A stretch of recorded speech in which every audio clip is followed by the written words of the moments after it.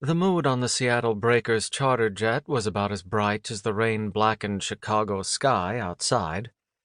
Thanks to the weather, our takeoff was delayed just like everyone else's, and God knew when we were actually getting out of here.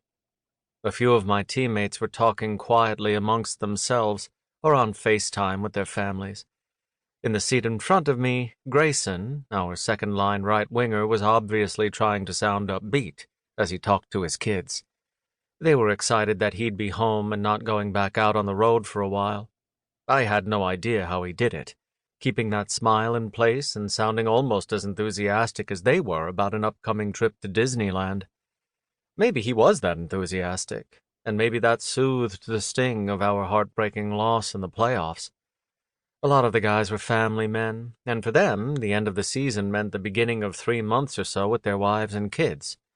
Even with the prospect of families and vacations, though, the vibe on the plane was pretty damn miserable. Kind of came with the territory of a season ending like that.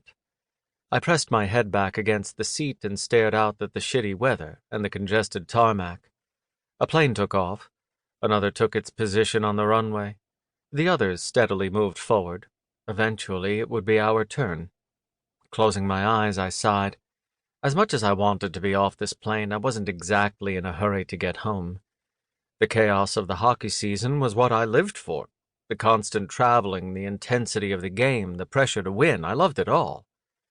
It always ended eventually, though.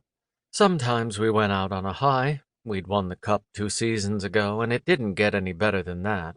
Sometimes we didn't make it into the playoffs at all, and sometimes we almost had it before things ended abruptly. Last night we'd been so close to hanging on to our spot in the semifinals I could taste it. Then their rookie defenseman got one of those one-in-a-million goals that people would be talking about until long after he retired. I'd never really thought about what it was like to be on the other team when someone scored a legendary shot like that. Turned out, it really, really sucked. And on that demoralizing note, our season was over, and now I had to figure out what to do with myself. After 4 college and 9 pro seasons, you'd think I would have it down, but I never got used to this part. The lull, the quiet, the solitude.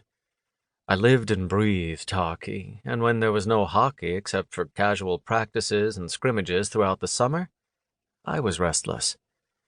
No, not restless. I mean, I did get twitchy and bored, missing the constant stress and adrenaline.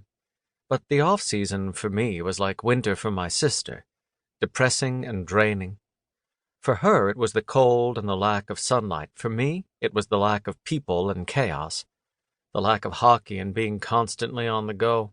When everything stopped, there was nothing left but my quiet, empty condo and my cold, empty bed. I suppressed a frustrated groan and glared out the plane's window. That was it, wasn't it? The sudden stillness at the end of the season meant I couldn't ignore everything that was missing in my life. While my teammates went home to partners and kids, I went home to no one. Maybe it was time to do something about that.